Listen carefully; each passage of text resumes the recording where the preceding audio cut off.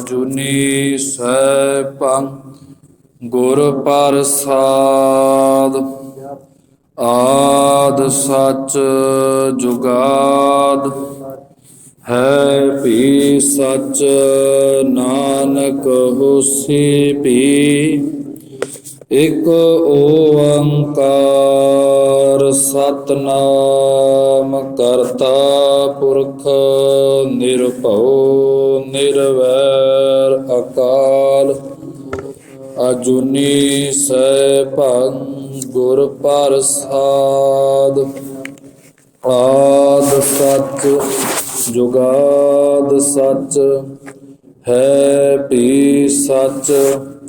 ਨਾਨਕ ਹੋਸੀ ਭੀ ਸਚ। ਰਾਜਾ ਨ ਰਾਜ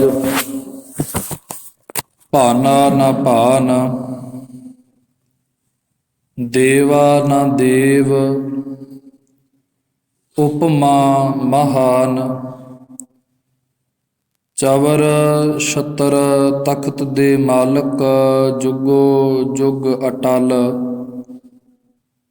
ਆਦਿ ਸ੍ਰੀ ਗੁਰੂ ਗ੍ਰੰਥ ਸਾਹਿਬ ਜੀ ਦੇ ਪਾਵਨ ਚਰਨ ਕਮਲਾਂ ਵਿੱਚ ਸੁਭਾਇਮਾਨ।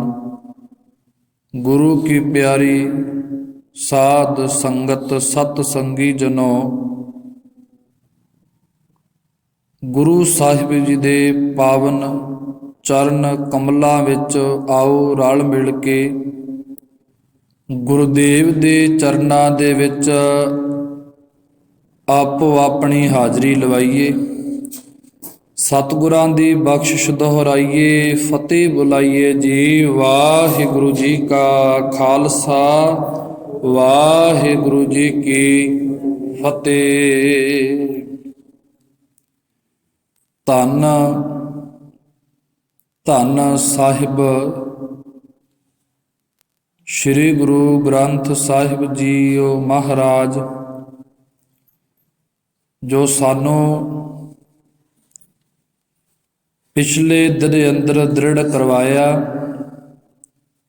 ਕਿ ਪਿਆਰੇ ਤੂੰ ਅਰਦਾਸ ਕਿਸ ਅੱਗੇ ਕਰਨੀ ਹੈ। ਅਸੀਂ ਗੁਰੂਦੇਵ ਜੀ ਤੋਂ ਆਹ ਬਚਨ ਲਿਆ ਅਤੇ ਜੋ ਬਚਨ ਹੈ ਅੱਜ ਦਾ, ਕਹਿਣ ਲੱਗੇ ਪਿਆਰੇ ਕਿਸੇ ਮਨੁੱਖ ਅੱਗੇ ਅਰਦਾਸ ਜੋਦੜੀ ਬੇਨਤੀ ਕਦੇ ਵੀ ਨਾ ਕਰੀ। ਜੇ ਤੂੰ ਕਿਸੇ ਮਨੁੱਖ ਅੱਗੇ ਅਰਦਾਸ ਕਰੇਗਾ, ਪਾਤਸ਼ਾਹ ਫਰਮਾਉਣ ਲੱਗੇ ਜਿਸ ਮਨੁੱਖ ਪੈ ਕਰੋ ਬੇਨਤੀ, ਸੋ ਆਪਣਾ ਹੀ ਦੁੱਖ ਭਰਿਆ। ਮਨੁੱਖ ਅੱਗੇ ਬੇਨਤੀ ਕਰੇਗਾ ਪਿਆਰੇ, ਉਹ ਪਹਿਲਾਂ ਆਪ ਦੇ ਦੁੱਖ ਨਾਲ ਭਰਿਆ ਹੋਇਆ ਹੈ, ਤੇਰਾ ਦੁੱਖ ਕਿੱਥੋਂ ਸੁਣ ਲਏਗਾ। ਜਿਸ ਮਨੁੱਖ ਪੈ ਕਰੋ ਬੇਨਤੀ, ਸੋ ਆਪਣਾ ਹੀ ਦੁੱਖ ਭਰਿਆ।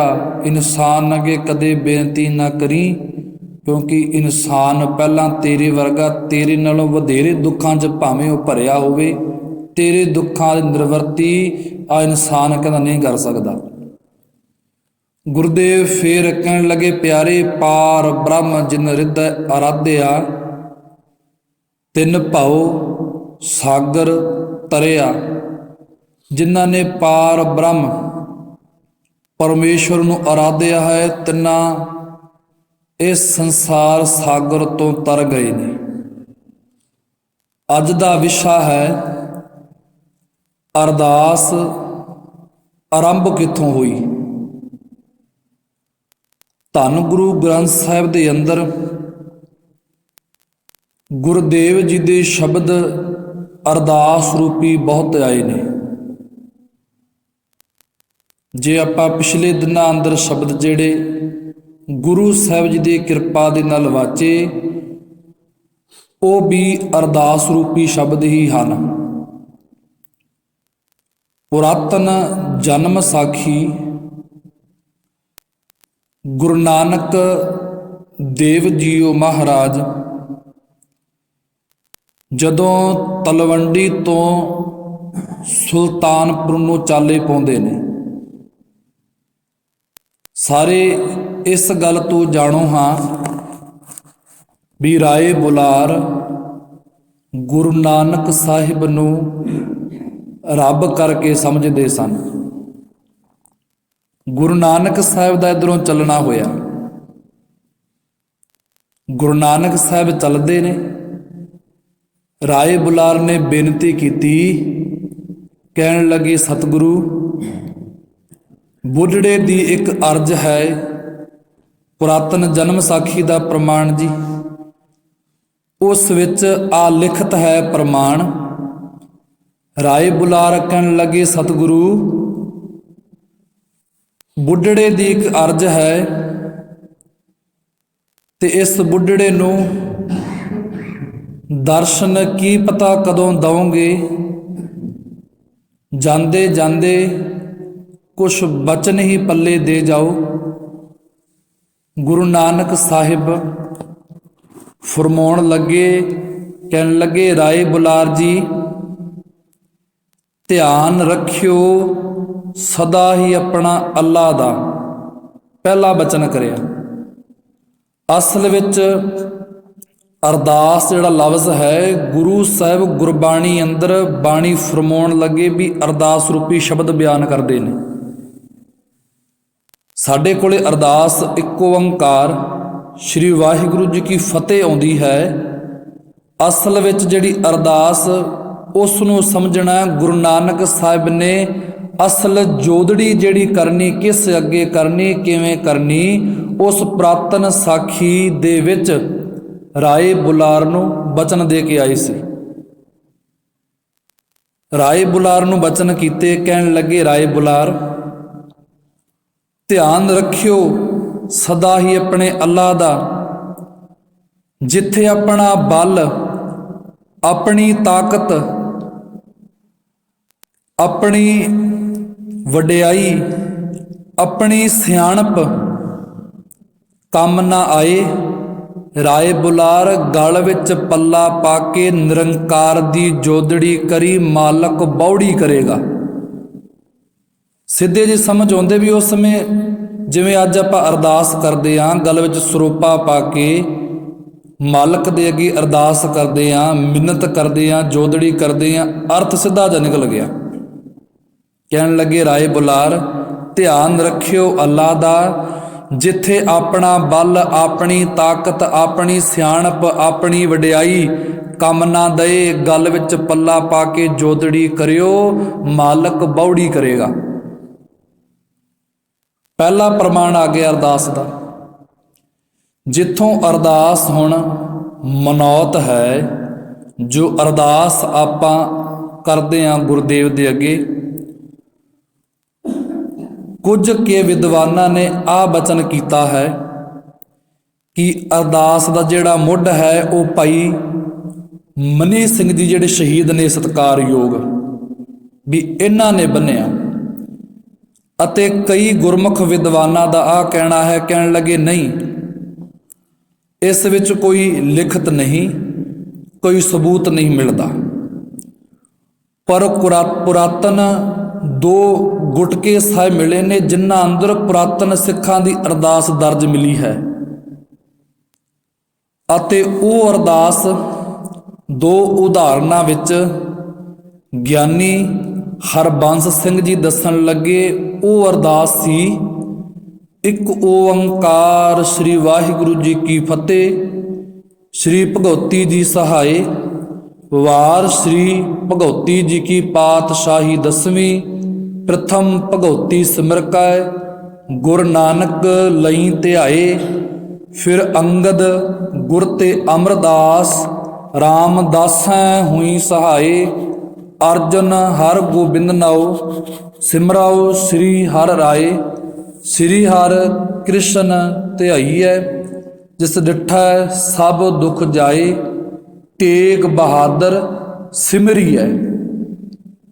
ਹੁਣ ਦੇ ਜਿਹੜੀ ਅਰਦਾਸ ਹੈ ਉਹਦੇ ਵਿੱਚ ਹੈ ਤੇਗ ਬਹਾਦਰ ਸਿਮਰਿਐ। ਤੇ ਪੁਰਾਤਨ ਅਰਦਾਸ ਅੰਦਰ ਆਇਆ ਹੈ, ਤੇਗ ਬਹਾਦਰ ਸਿਮਰਿਐ ਘਰ ਨਉ ਨਿਧ ਆਵੈ ਧਾਏ। ਇਸ ਤੋਂ ਬਾਅਦ ਕਹਿਣ ਲੱਗੇ ਗਿਆਨੀ ਹਰਬੰਸ ਸਿੰਘ, ਫਿਰ ਉੱਥੇ ਅੱਗੇ ਆਇਆ, ਸ਼੍ਰੀ ਅਕਾਲ ਪੁਰਖ ਜੀ ਕਾ ਖਾਲਸਾ ਜੀ ਸਾਹਿਬ ਬੋਲੋ ਜੀ ਵਾਹਿਗੁਰੂ। ਅਤੇ ਦੂਜਾ ਬਚਨ ਆਇਆ, ਸ਼੍ਰੀ ਗੁਰੂ ਗ੍ਰੰਥ ਸਾਹਿਬ ਜੀ ਕਾ ਪਾਠ ਕਾ ਧਿਆਨ ਧਰ ਕੇ ਬੋਲੋ ਜੀ ਵਾਹਿਗੁਰੂ। ਦੂਜਾ ਬਚਨ ਆਉਂਦਾ ਹੈ। ਇਸ ਦੇ ਵਿੱਚ ਹੁਣ ਤੀਜਾ ਆਇਆ, ਜਿਹਦੇ ਵਿੱਚ ਕਹਿਣ ਲੱਗੇ, ਸ਼੍ਰੀ ਅੰਮ੍ਰਿਤਸਰ ਸਾਹਿਬ ਸ਼੍ਰੀ ਤਰਨ ਤਾਰਨ ਸਾਹਿਬ ਸਰਬ ਦੁੱਖਾਂ ਕੇ ਨਿਵਾਰਨ ਸਾਹਿਬ ਜੀ ਕਾ ਧਿਆਨ ਧਰ ਕੇ ਬੋਲੋ ਜੀ ਵਾਹਿਗੁਰੂ। ਫਿਰ ਉੱਥੇ ਆਇਆ, ਸ਼੍ਰੀ ਸਤਿਗੁਰੂ ਜੀ ਕੇ ਸਰਬੱਤ ਗੁਰਦੁਆਰਿਆਂ ਕਾ ਧਿਆਨ ਧਰ ਕੇ ਬੋਲੋ ਜੀ ਵਾਹਿਗੁਰੂ। ਇੱਕ ਤਾਂ ਹੋ ਗਈ ਆਹ ਪੁਰਾਤਨ ਅਰਦਾਸ, ਅਤੇ ਇਸ ਦੇ ਵਿੱਚ ਜਿਹੜੇ ਪੁਰਾਤਨ ਸਿੱਖਾਂ ਦੇ ਬੋਲ ਬਾਲੇ ਜਿਸ ਢੰਗ ਨਾਲ ਉਹ ਅਰਦਾਸ ਕਰਦੇ ਸੀ, ਇੰਜ ਨਹੀਂ ਵੀ ਮੈਂ ਜੋ ਬੇਨਤੀ ਕਰ ਰਿਹਾ ਕੇਵਲ ਆਹੀ ਸੱਤੇ, ਹੋਰ ਹੋ ਨਹੀਂ ਸਕਦਾ। ਜਿੰਨੇ ਕਿ ਜੀ ਗੁਰਦੇਵ ਦੀ ਕਿਰਪਾ ਦੇ ਨਾਲ ਸਮਝ ਪਈ, ਉਸ ਦੇ ਦੌਰ ਤੇ ਆਪਾਂ ਵਿਚਾਰ ਸਾਂਝੀ ਪਏ ਕਰਦੇ ਹਾਂ। ਫਿਰ ਉਹ ਅਰਦਾਸ ਕਰਦੇ, ਸੋ ਦਰ ਰਹਿਰਾਸ ਜੀ ਕੀ ਚੌਂਕੀ ਕੀ ਅਰਦਾਸ, ਸਿੱਖ ਪੜ੍ਹਦੇ ਸੁਣਦੇ ਲਾਹੇਵੰਦ ਹੋਣ ਨਾਮ ਚਿਤ ਆਵੈ। ਫਿਰ ਉਹ ਕਹਿੰਦੇ, ਵਾਹਿਗੁਰੂ ਜੀ ਕਾ ਖਾਲਸਾ ਵਾਹਿਗੁਰੂ ਜੀ ਕੀ ਫਤਿਹ। ਅਤੇ ਜਿਹੜੇ ਦੂਜੇ ਗੁਟਕੇ ਸਾਹਿਬ ਅੰਦਰ ਅਰਦਾਸ ਮਿਲੀ, ਉਹ ਹੱਥੀਂ ਲਿਖਤ ਹੈ। ਉਸ ਦੇ ਵਿੱਚ ਆਇਆ, ਜਦੋਂ ਸਿੱਖ ਕਹਿਣ ਲੱਗੇ ਸੌਣ ਲੱਗਾ ਤੇ ਅਰਦਾਸ ਕੀਤੀ, ਜੀ ਸੱਚੇ ਪਾਤਸ਼ਾਹ ਕੀਰਤਨ ਸੋਹਿਲੇ ਜੀ ਕੀ ਅਰਦਾਸ, ਆਪ ਜੀ ਕੇ ਚਰਨ ਕਮਲਾ ਪਾਸ, ਭੁੱਲ ਚੁੱਕ ਮਾਫ ਸਰਬੱਤ ਕੇ ਕਾਰਜ ਰਾਸ। ਇੱਥੇ ਫਿਰ ਸਮਾਪਤੀ, ਵਾਹਿਗੁਰੂ ਜੀ ਕਾ ਖਾਲਸਾ ਵਾਹਿਗੁਰੂ ਜੀ ਕੀ ਫਤਿਹ। ਭੁੱਲ ਚੁੱਕ ਮਾਫ ਸਰਬੱਤ ਕੇ ਕਾਰਜ ਰਾਸ, ਸ਼੍ਰੀ ਵਾਹਿਗੁਰੂ ਜੀ ਕੀ ਸ਼ਰਨ। ਅਤੇ ਹੋਰ ਪੁਰਾਤਨ ਸ਼ਬਦ ਮਿਲਦੇ ਨੇ ਉਹਨਾਂ ਗੁਟਕੇ ਸਾਹਿਬਾਂ ਅੰਦਰ, ਤੇ ਕਹਿਣ ਲੱਗੇ, ਦਿਨ ਰਾਖੈ ਰਾਤ ਰਾਖੈ ਰਾਖੈ ਚੰਦ ਸੂਰ। ਫਿਰ ਉਹ ਬਚਨ ਕਰਦੇ ਸੀ ਪੁਰਾਤਨ ਸਿੱਖ, ਧਰਤੀ ਮਾਤਾ ਸਦਾ ਰਾਖੈ ਕਾਲ ਕੰਟਕ ਦੂਰ। ਤੇ ਉਹਨਾਂ ਨੇ ਸੌਣ ਲੱਗੇ ਕਹਿਣਾ, ਸੌਣ ਲੱਗੇ ਉਹਨਾਂ ਦਾ ਆਹ ਅਰਦਾਸ ਹੁੰਦੀ ਸੀ, ਓਟ ਲੋਟ ਪੋਟ ਸ਼੍ਰੀ ਨਾਨਕ ਜੀ ਕੇ ਚਰਨਾਂ ਕੀ ਓਟ। ਫਿਰ ਉਹ ਕਹਿੰਦੇ, ਤਾਂਬੇ ਕਾ ਕੋਟ ਲੋਹੇ ਕਾ ਦਰਵਾਜ਼ਾ, ਜਲ ਬਿੰਬਾ ਕੀ ਖਾਈ, ਰੱਛਿਆ ਸ਼ਬਦ ਗੁਰੂ ਜੀ ਕੀ ਚੌਂਕੀ, ਗੁਰੂ ਬਾਬੇ ਨਾਨਕ ਜੀ ਕੀ ਨਾਮ ਕੀ ਦੁਹਾਈ। ਪੁਰਾਤਨ ਸਿੱਖ ਜੋ ਅਰਦਾਸ ਕਰਦੇ ਸਨ। ਹੁਣ ਅਰਦਾਸ ਦੇ ਵਿੱਚ ਭਾਈ ਕਾਹਨ ਸਿੰਘ ਨਾਭਾ ਬੋਲੇ, ਕਹਿਣ ਲੱਗੇ, ਅਰਦਾਸੀਆਂ ਤੋਂ ਸਤਿਗੁਰੂ ਬਚਾਵੇ। ਆਹ ਕੈਸਾ ਬਚਨ। ਉਹ ਕਹਿਣ ਲੱਗੇ, ਅਰਦਾਸੀਆਂ ਤੋਂ ਵਾਕਈ ਬਚਾ ਲਵੇ। ਭਾਈ ਕਾਹਨ ਸਿੰਘ ਨਾਭਾ ਨੇ ਆਹ ਬਚਨ ਕਿਉਂ ਕਰਿਆ? ਕਹਿਣ ਲੱਗੇ, ਮੈਂ ਤਾਂ ਕਹਿੰਦਾ ਅਰਦਾਸੀਆਂ ਤੋਂ ਬਚਾਵੇ। ਅਰਦਾਸੀਏ ਕਈ ਵਾਰੀ ਆਹ ਸ਼ਬਦ ਵਰਤਦੇ ਨੇ, ਚਿੱਤਰ ਗੁਪਤ ਜੀ ਕਾ ਧਿਆਨ ਧਰ ਕੇ ਬੋਲੋ ਵਾਹਿਗੁਰੂ, ਗੰਗਾ ਮਈਆ ਕਾ ਧਰਤੀ ਮਈਆ ਕਾ ਧਿਆਨ ਧਰ ਕੇ ਬੋਲੋ ਜੀ ਵਾਹਿਗੁਰੂ। ਭਾਈ ਕਾਹਨ ਸਿੰਘ ਨਾਭਾ ਕਹਿਣ ਲੱਗੇ, ਨਹੀਂ, ਉਹ ਗੁਰਮਤਿ ਤੰਡ ਵਿੱਚ ਇਸ ਦਾ ਬਚਨ ਕਰਦੇ ਆ। ਕਹਿਣ ਲੱਗੇ, ਇਹਨਾਂ ਚੀਜ਼ਾਂ ਤੋਂ ਸਦਾ ਹੀ ਬਚ ਕੇ ਰਹਿਣਾ। ਤੇ ਧੰਨ ਗੁਰੂ ਗ੍ਰੰਥ ਸਾਹਿਬ ਜੀ ਦੀ ਓਟ ਲੈ ਕੇ ਆਪਾਂ ਅਰਦਾਸ ਦੀ ਜੋ ਵਿਆਖਿਆ ਹੈ, ਉਹ ਸ਼ਬਦ ਗੁਰੂ ਜੀ ਦੇ ਚਰਨਾਂ ਪਰੋਂ ਆਗਿਆ ਲੈ ਕੇ ਅਰਦਾਸ ਦੀ ਵਿਆਖਿਆ ਸ਼ੁਰੂ ਕਰਦੇ ਹਾਂ। ਤੇ ਸਭ ਤੋਂ ਪਹਿਲਾਂ ਗੁਰਦੇਵ ਨੇ ਦ੍ਰਿੜ ਕਰਵਾਇਆ ਵੀ ਜੋ ਹੱਥ ਜੋੜ ਕੇ ਖਲੋਣਾ ਇੱਕ ਆਪਾਂ ਹੱਥਾਂ ਵਿੱਚ ਉਂਗਲਾਂ ਫਸਾ ਲੈਂਦੇ ਆ, ਕੰਘੀ ਪਾ ਲੈਂਦੇ ਜੇ ਵਰਤਦੇ ਆ ਸ਼ਬਦ। ਤੇ ਕਈ ਗੁਰਮੁਖ ਜਨ ਕਹਿਣ ਲੱਗੇ ਵੀ ਅਰਦਾਸ ਬੈਠ ਕੇ ਕਰਨੀ। ਅੱਜ ਗੁਰੂ ਸਾਹਿਬ ਜੀ ਤੋਂ ਉਹ ਸਾਰਾ ਹੀ ਪ੍ਰਮਾਣ ਗੁਰੂ ਗ੍ਰੰਥ ਸਾਹਿਬ ਤੋਂ ਲੈਣਾ ਹੈ ਆਪਾਂ। ਤੇ ਜਦੋਂ ਗੁਰਦੇਵ ਅੱਗੇ ਅਰਦਾਸ ਕਰਾਂਗੇ ਪਿਆਰੇ, ਗੁਰੂ ਸਾਹਿਬ ਬਾਣੀ ਅੰਦਰ ਫਰਮਾਉਂਦੇ ਨੇ, ਆਪਣੀ ਸਿਆਣਪ, ਆਪਣਾ ਬਲ, ਆਪਣੀ ਚਤਰਾਈ ਸਾਰੀ ਦੀ ਸਾਰੀ ਛੱਡੀ ਜਦੋਂ ਗੁਰਦੇਵ ਨੂੰ ਆਪਾ ਸਮਰਪਣ ਕਰੇਗਾ। ਉਹ ਅਰਦਾਸ ਹੈ। ਜਦੋਂ ਵੀ ਅਰਦਾਸ ਕਰਨ ਲੱਗੇ ਇੰਜ ਨਹੀਂ ਵੀ ਜਿਹਨੇ ਮਾਇਆ ਵੱਧ ਦਿੱਤੀ ਜਾਂ ਜਿਹਨੇ ਸੇਵਾ ਵੱਧ ਕੀਤੀ ਜਾਂ ਜਿਹਨੇ ਕੱਪੜਾ ਲੀੜਾ ਆਦਿਕ ਬਹੁਤ ਦਾਨ ਵਰਤਦੇ ਨੇ ਸ਼ਬਦ ਲੋਕ ਵੀ ਗੁਰੂ ਕਰਨ ਦਿੱਤਾ, ਉਹਦਾ ਨਾਮ ਵੱਧ ਚੜ ਕੇ ਬੋਲਣਾ, ਉਹਦੇ ਨਾਮ ਦੇ ਨਾਲ ਸਾਹਿਬ ਜਾਂ ਜੀ ਲਾਉਣਾ। ਭਾਈ ਕਾਹਨ ਸਿੰਘ ਨਾਭਾ ਕਹਿਣ ਲੱਗਿਆ ਗਲਤ ਹੈ। ਅਰਦਾਸ ਦਾ ਜਿਹੜਾ ਸ਼ਬਦ ਹੈ, ਦੂਜੇ ਪਾਤਸ਼ਾਹ ਫਰਮਾਉਣ ਲੱਗੇ ਪਿਆਰੇ, ਅਰਦਾਸ ਦੇ ਵਿੱਚ ਜਦੋਂ ਬੋਲੇਗਾ ਆਹ ਸ਼ਬਦ ਚੇਤੇ ਹੋਣਾ ਚਾਹੀਦਾ। ਗੁਰੂ ਜੀ ਕਿਹੜਾ? ਅਰਦਾਸ ਕਰੀ ਆਪੇ ਜਾਣੈ ਕਰੇ ਆਪ, ਆਪੇ ਆਣੈ ਰਾਸ, ਤਿਸੈ ਅੱਗੇ ਨਾਨਕਾ, ਖਲੈ ਕੀਚੀ ਅਰਦਾਸ। ਇੱਕ ਸ਼ਬਦ ਆਉਂਦਾ ਹੈ ਜੀ, ਦੋਏ ਕਰ ਜੋੜ ਕਰੋ ਅਰਦਾਸ। ਦੋਏ ਕਰ, ਇੱਥੇ ਹੁਣ ਸਿੱਧਾ ਸਪਸ਼ਟ ਹੋ ਗਿਆ ਵੀ ਦੋਨੇ ਹੱਥਾਂ ਨੂੰ ਜੋੜਨਾ ਹੈ, ਨਾ ਹੀ ਕਿ ਕੰਘੀ ਪਾਉਣੀ ਹੈ। ਦੋਏ ਕਰ ਜੋੜ ਕਰੋ ਅਰਦਾਸ, ਤੁਧ ਭਾਵੈ। ਜੇ ਤੈਨੂੰ ਭਾਉਂਦਾ ਹੈ, ਜੇ ਮੇਰੀ ਸੇਵਾ ਕੀਤੀ ਤੈਨੂੰ ਭਾ ਗਈ ਹੈ, ਜੇ ਤੇਰਾ ਦਿੱਤੇ ਹੋਏ ਦਾਨ ਦੇ ਵਿੱਚੋਂ ਕੁਝ ਕੁ ਸੇਵਾ ਮੇਰੇ ਤੇਰੇ ਦਰ ਦੀ ਕਰ ਦਿੱਤੀ ਹੈ, ਜੇ ਤੈਨੂੰ ਭਾਉਂਦੀ ਹੈ ਤੇ ਮੇਰਾ ਕਾਰਜ ਰਾਸ ਫੇਰ ਆਵੇਗਾ, ਜੇ ਤੈਨੂੰ ਭਾਉਂਦਾ ਹੈ। ਦੋਏ ਕਰ ਜੋੜ ਕਰੋ ਅਰਦਾਸ। ਹੁਣ ਇੱਥੇ ਜੋੜਨ ਤਾਂ ਗੁਰੂ ਸਾਹਿਬ ਨੇ ਸਿੱਧਾ ਸਪਸ਼ਟ ਕਰਤਾ ਵੀ ਹੱਥ ਜੋੜਨੇ, ਨਾ ਕਿ ਕੰਘੀ ਪਾਉਣੀ। ਗੁਰੂ ਗ੍ਰੰਥ ਸਾਹਿਬ ਦਾ ਪ੍ਰਮਾਣ। ਦੂਜੇ ਫਰਮਾਨ ਜਿਹੜਾ ਹੈ ਉਹ ਹੈ ਆਪੇ ਜਾਣੈ ਕਰੇ ਆਪ, ਆਪੇ ਆਣੈ ਰਾਸ, ਤਿਸੈ ਅੱਗੇ, ਵੀ ਅੱਗੇ, ਤਿਸੈ ਅੱਗੇ ਨਾਨਕਾ ਖਲੈ, ਵੀ ਖੜ ਕੇ ਅਰਦਾਸ ਕਰਨੀ ਹੈ। ਤਿਸੈ ਅੱਗੇ ਨਾਨਕਾ ਖਲੈ ਕੀਚੈ ਅਰਦਾਸ। ਹੁਣ ਵਿੱਚੋਂ ਇੱਕ ਸਵਾਲ ਉੱਠਦਾ ਹੈ ਵੀ ਜਿਹੜੇ ਸਮਰੱਥਾ ਨਹੀਂ ਖੜੇ ਹੋਣ ਦੀ, ਸਮਰੱਥਾ ਨਹੀਂ ਬੈਠਣ ਦੀ, ਤੇ ਗੁਰਦੇਵ ਉਹਨਾਂ ਲਈ ਫਿਰ ਕਈ ਸ਼ਬਦ ਮਿਲਦੇ ਨੇ ਵੀ ਜੇ ਵਾਕਈ ਉਹ ਸਰੀਰ ਉੱਠ ਨਹੀਂ ਸਕਦਾ, ਮੰਜੇ ਤੇ ਪਿਆ ਹੈ, ਲੇਟਿਆ ਹੈ, ਬੈਠ ਨਹੀਂ ਸਕਦਾ, ਕਹਿਣ ਲੱਗੇ ਸਰੀਰ ਤੱਕ ਬਲ ਨਹੀਂ, ਤੇ ਫਿਰ ਉਹ ਲੇਟਿਆਂ ਤੇ ਬੈਠ ਕੇ ਅਰਦਾਸ ਵੀ ਕਰ ਸਕਦਾ ਹੈ ਜੇ ਸਮਰੱਥਾ ਹੈ।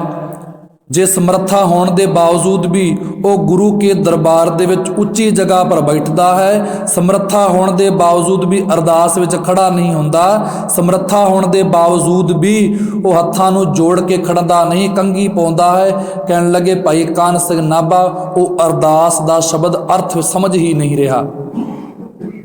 ਜਿਹੜਾ ਸ਼ਬਦ ਹੁਣ ਸ਼ੁਰੂ ਹੋਇਆ, ਜਦੋਂ ਵੀ ਅਰਦਾਸ ਕਰਦੇ ਹਾਂ, ਅਰਦਾਸ ਵਿੱਚ ਧੰਨ ਧੰਨ ਗੁਰੂ ਅਰਜਨ ਦੇਵ ਸਾਹਿਬ ਜੀਓ ਮਹਾਰਾਜ ਜੀ ਦਾ ਜੋ ਹੈ ਸੁਖਮਨੀ ਸਾਹਿਬ ਜੀ ਦਾ ਬਚਨ ਇੱਕ, ਉਹ ਆਪਾਂ ਅਰਦਾਸ ਦੀ ਆਰੰਭਤਾ ਕਰਨ ਵੇਲੇ ਵਰਤਦੇ ਹਾਂ। ਉਹ ਸ਼ਬਦ ਹੈ, ਤੂੰ ਠਾਕੁਰ ਤੁਮ ਪਹਿ ਅਰਦਾਸ, ਜੀਓ ਪਿੰਡ ਸਭ ਤੇਰੀ ਰਾਸ। ਅਸਲ ਵਿੱਚ ਜਿਹੜਾ ਸ਼ਬਦ ਹੈ, ਸਾਰੀ ਅਰਦਾਸ ਦਾ ਨਿਚੋੜ ਗੁਰਦੇਵ ਨੇ ਪਹਿਲਾਂ ਹੀ ਇਹਦੇ ਵਿੱਚ ਬਖਸ਼ਿਆ ਹੈ। ਉਹ ਕਿਵੇਂ? ਜਦੋਂ ਆਪਾਂ ਅਰਦਾਸ ਕਰਦੇ ਹਾਂ ਤੇ ਕਈ ਸੱਜਣ ਸ਼ਬਦ ਵਰਤਦੇ ਨੇ, ਤੁਮ ਠਾਕੁਰ ਤੁਮ ਪਹਿ ਅਰਦਾਸ। ਐਵੇਂ ਨਹੀਂ, ਉਹ ਹੈ ਤੂੰ ਠਾਕੁਰ ਤੁਮ ਪਹਿ ਅਰਦਾਸ, ਵੀ ਗੁਰੂਦੇਵ ਜੀ ਤੂੰ ਕੇਵਲ ਇਕੱਲਾ ਹੀ ਠਾਕੁਰ, ਤੂੰ ਪਤੀ ਹੈ, ਤੁਮ ਤੇਰੇ ਚਰਨਾਂ ਦੇ ਵਿੱਚ ਸਾਡੀ ਇੱਕ ਅਰਦਾਸ ਜੋਦੜੀ ਹੈ। ਤੁਮ ਨਹੀਂ, ਉਥੇ ਤੂੰ ਸ਼ਬਦ ਵਰਤਣਾ ਸਦਾ ਹੀ ਧਿਆਨ ਰੱਖਿਓ। ਤੂੰ ਠਾਕੁਰ ਤੁਮ ਪਹਿ ਅਰਦਾਸ, ਜੀਓ ਪਿੰਡ ਸਭ ਤੇਰੀ ਰਾਸ। ਇਹ ਜਿੰਦ ਗੁਰੂ ਸਾਹਿਬ ਕਹਿਣ ਲੱਗੇ, ਇੱਥੇ ਗੱਲ ਕਰ ਰਹੇ ਆਪਾ ਸਮਰਪਣ ਦਾ। ਜੀਓ ਪਿੰਡ ਸਭ ਤੇਰੀ ਰਾਸ, ਇਹ ਜਿੰਦ ਤੇ ਸਰੀਰ ਜੋ ਤੂੰ ਸਾਨੂੰ ਦਿੱਤਾ ਹੈ ਸਭ ਤੇਰੀ ਹੀ ਬਖਸ਼ਿਸ਼ ਹੈ। ਇੱਥੇ ਆਪਾ ਸਮਰਪਣ ਦੀ ਗੱਲ ਹੋ ਰਹੀ ਹੈ।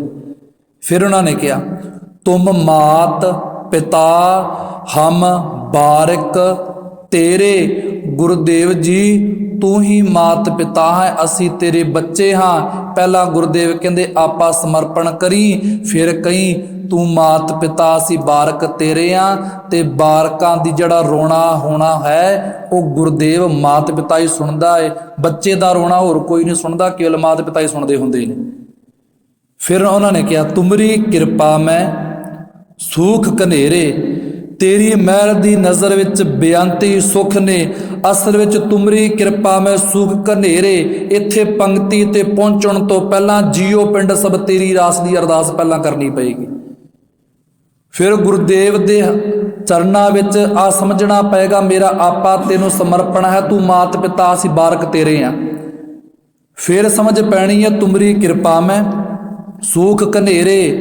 ਫਿਰ ਅੱਗੇ ਆਇਆ ਜੀ ਕੋਏ ਨਾ ਜਾਣੈ ਤੁਮਰਾ ਅੰਤ। ਗੁਰਦੇਵ ਕਹਿਣ ਲੱਗੇ ਜਿਹਦੇ ਅੱਗੇ ਖੜਾ ਐ ਨਾ ਸਮਝ ਲਈ ਮੈਂ ਉਹਦਾ ਅੰਤ ਪਾ ਲਊਂਗਾ। ਉੱਥੇ ਹੈ ਕੋਏ ਨਾ ਜਾਣੈ ਤੁਮਰਾ ਅੰਤ, ਤੇਰਾ ਅੰਤ ਕੋਈ ਨਹੀਂ ਜਾਣਦਾ। ਕਿਉਂ? ਕਿਉਂਕਿ ਉੱਚੇ ਤੇ ਉੱਚਾ ਭਗਵੰਤ। ਤੇ ਇੱਥੇ ਆ ਸ਼ਬਦ ਵਰਤਦੇ ਆ ਉੱਚੇ ਸੇ ਉੱਚਾ ਭਗਵੰਤ, ਜ਼ਿਆਦਾਤਰ ਸੁਣਨ ਨੂੰ ਮਿਲਦਾ। ਅਸਲ ਵਿੱਚ ਜੀਆ ਪਾਠ ਹੈ ਉੱਚੇ ਸੇ ਨਹੀਂ, ਉੱਚੇ ਤੇ ਉੱਚਾ ਭਗਵੰਤ। ਅਗਲੇ ਬਚਨ ਅੰਦਰ ਆਇਆ ਸਗਲ ਸਮਗਰੀ ਤੁਮਰੈ ਸੂਤਰ ਧਾਰੀ। ਜਗਤ ਦੇ ਸਾਰੇ ਪਦਾਰਥ ਤੇਰੇ ਹੀ ਹੁਕਮ ਵਿੱਚ ਟਿਕੇ ਹੋਏ ਨੇ, ਇਹਨਾਂ ਸਾਰਿਆਂ ਨੂੰ ਤੂੰ ਇੱਕ ਹੁਕਮ ਰੂਪੀ ਸੂਤਰ ਅੰਦਰ ਬਣ ਕੇ ਰੱਖਿਆ ਹੈ। ਸਗਲ ਸਮਗਰੀ ਤੁਮਰੈ ਸੂਤਰ ਧਾਰੀ, ਤੁਮ ਤੇ ਹੋਏ ਸੋ ਆਗਿਆਕਾਰੀ। ਤੇਰੀ ਰਚੀ ਹੋਈ ਸ੍ਰਿਸ਼ਟੀ ਤੇਰੀ ਹੀ ਆਗਿਆ ਵਿੱਚ ਤੁਰ ਰਹੀ ਹੈ। ਇੱਥੇ ਹੁਣ ਸਿੱਧਾ ਬਚਨ ਸਮਝਣ ਨੂੰ ਮਿਲ ਗਿਆ, ਰਚੀ ਹੋਈ ਸ੍ਰਿਸ਼ਟੀ ਤੇਰੇ ਹੁਕਮ ਵਿੱਚ ਚੱਲ ਰਹੀ ਹੈ। ਤੇ ਗੁਰਦੇਵ ਕਹਿਣ ਲੱਗੇ ਤੂੰ ਵੀ ਆਪਾ ਸਮਰਪਣ ਕਰਕੇ ਹੁਕਮ ਵਿੱਚ ਹੀ ਚੱਲ। ਅੱਗੇ ਬਚਨ ਆਇਆ ਤੁਮ ਤੇ ਹੋਏ ਸੋ ਆਗਿਆਕਾਰੀ। ਇੱਥੇ ਵੀ ਸ਼ਬਦ ਵਰਤ ਜਾਂਦੇ ਆ ਤੁਮ ਸੇ, ਇੱਥੇ ਵੀ ਪਿਆਰਿਓ ਤੁਮ ਤੇ ਹੋਏ ਸੋ ਆਗਿਆਕਾਰੀ। ਗੁਰਦੇਵ ਜੀ ਕਹਿਣ ਲੱਗੇ ਤੁਮਰੀ ਗਤ ਮਿਤ ਤੁਮ ਹੀ ਜਾਨੀ।